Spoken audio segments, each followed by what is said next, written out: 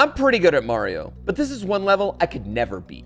This is Trials of Death, a super difficult level that took its creator Chain Chomp Braden 7 years to finally clear, and not for lack of skill.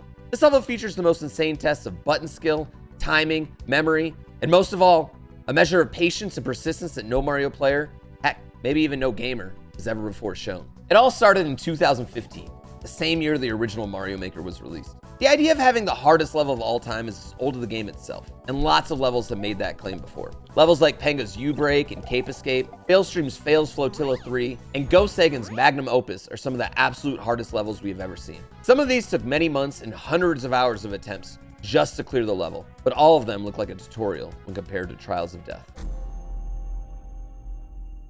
I first heard about Trials of Death in February of 2016. Even in the early days of Mario Maker, Chain Chomp Braden was a well-known member of the community, both as a player and a creator. His output was part of what I call the Kaizo boom. Mario creators were getting noticed from their YouTube channels and Twitch live streams, with articles popping up from time to time from news organizations about their most impressive achievements. Suddenly, it seemed like the harder the level and the longer the grind, the better the response from the community. There was something brand new to see in 2D Mario nearly every single day, whether it be new tech, new glitches, or new ways to utilize items. Despite all that discovery, I wasn't ready for what Trials of Death had in store. This level featured things other people weren't doing. Multiple frame-perfect inputs, no regard for player enjoyment, taking up the entire timer, just pure hell. And then Nintendo decided to make it even harder. You see, in March of 2016, Nintendo released a patch that fundamentally changed the way P-switches and springs worked in Mario Maker. Mid-air spring jumps and P-jumps, once a relatively simple trick, now require frame-perfect precision. Trials of Death already had a bunch of these jumps. Everyone thought Braden should nerf his level and remove them.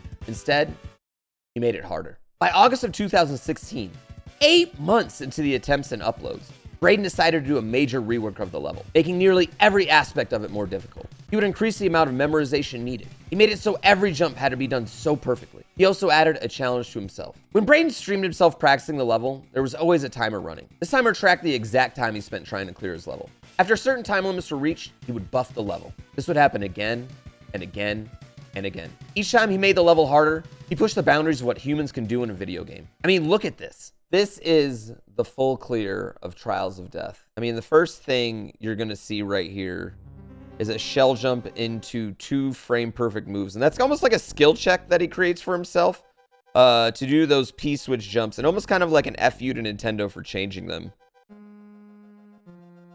Of course, now after 7 years, I don't think it's too hard for him anymore. One thing you can see about this level right here is just the timing every jump requires. There is a fire bar or a boo ring or something to make sure you have the perfect timing always. Now, this is something I want to point out right here. He does a lot of item tossing up in order to get the items in the correct spot. I want to rewind that a little bit. But he takes the P-switch, throws it up in order to put it in the correct spot and make sure he gets enough height on his jump. And he has to do that a lot because he uses multiple items a whole lot in this level. Right here is something, this is one of my favorite moves in the level for sure. He uses this spring to protect himself from the muncher. Just absolutely love that. Super cute, very difficult. As we see the spring melting into the lava right there as he has to jump off of it.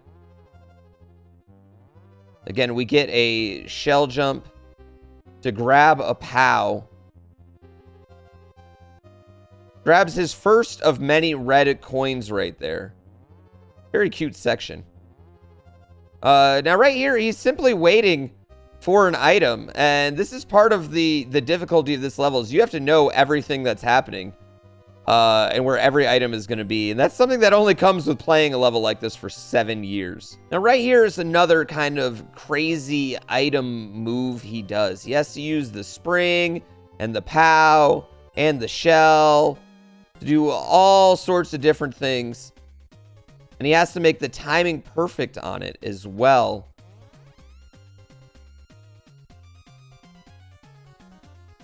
In order to line up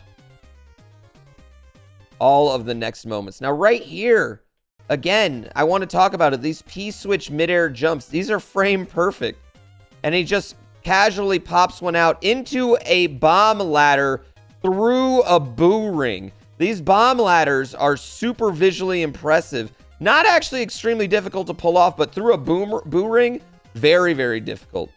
Now right here, this is another moment of just incredible item manipulation. He's going to time that perfectly. Sorry, he times it perfectly, the way this bomb explodes to his jump in order to grab the P-switch. He's going to use all his iframes. First he used the Shelmet falling off.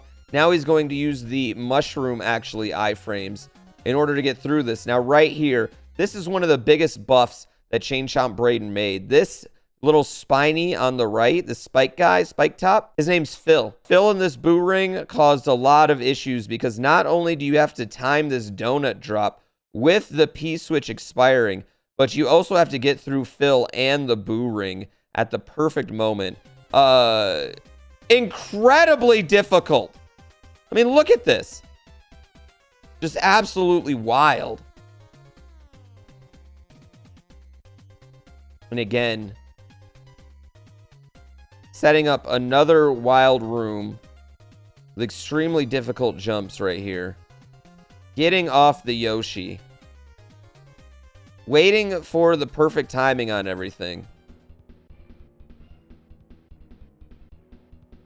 And then he's going to use this Yoshi, these Yoshis to grab that coin before he disposes of it. Now right here, again, we're going to see some item manipulation. Right here, there's actually a series of hidden blocks. So if he doesn't walk on the POW, and he doesn't do this spring jump right there, if he walks on the treadmill, he's actually going to hit the hidden blocks and die. That's why that section's so difficult. Now this right here, he's going to set up each item individually. The timing it takes, watch where he pushes this POW right on the last pixel, so he can push this P-switch as far to the middle as possible in order to make this move as easy as he can. Again, just incredible manipulation of items. Has to jump back up with the spring in order to get the bomb so he can get that red coin. Again, he's going to need that red coin for a key later. And just another just stupid item trick. Frame perfect move into the POW drop into the door. Just freaking insane. Now, something I want to point out right here, he actually does, is if you look at that wall of spikes there on the right, he's going to have to jump into that door eventually, but he has that one block on that wall of spikes, and that's going to be the exact block he needs to hit. So he can't do too high of a POW jump. He's got to actually do a really low POW jump right there. Super difficult to do. Now, this is where the level gets serious. And I know what you're saying. The level has not been serious yet. No. This is actually where the level gets very, very, very difficult. Having to time the P-switch right there. And then bounce up. We're going to get a wonderful, right here, the first midair shell jump coming up as well. In just a moment. Midair shell jumps, another frame perfect move in Mario Maker 1. They're incredibly hard to pull off. Takes hours and hours of practice to get consistent at them. And he's going to pull one right here. In the middle of the level. Imagine, he's already been playing for 6-ish minutes. If you miss that move, it's all over. And then right here, this is probably my favorite kind of section in this level, because this section doesn't just show how difficult the level is, but also how good a creator Chain Chomp Braden is. This section is just utter genius. The way he reuses the same section over and over and over again, but in different ways, is just talent as a creator. This section alone would be one of the hardest Mario levels ever created. And just like the way, if you watch him go back and forth through this bomb section, each time he has to approach the room in a completely different way. Use the bombs a different way, use the springs a different way, blow up different blocks in order to finish the room. Right here, this is kind of a flex because those hidden blocks have been there the whole time, but he's flexing that this is the final time I'm going to go through this room. Kind of love that. Also kind of a gentle reminder to the player, you know, like, hey, this is your moment. Now, right here, that jump under those spikes, and he has to do it 3 times. That jump is so difficult. You have to be absolutely perfect on it. If you hold the button for just even a butt hair longer, you are not going to make that jump. Butt hair is an official measurement in Mario, by the way.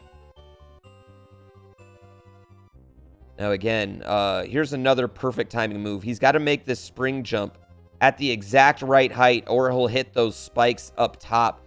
Now, right here, we're going into the survival room, and this survival room is just wild.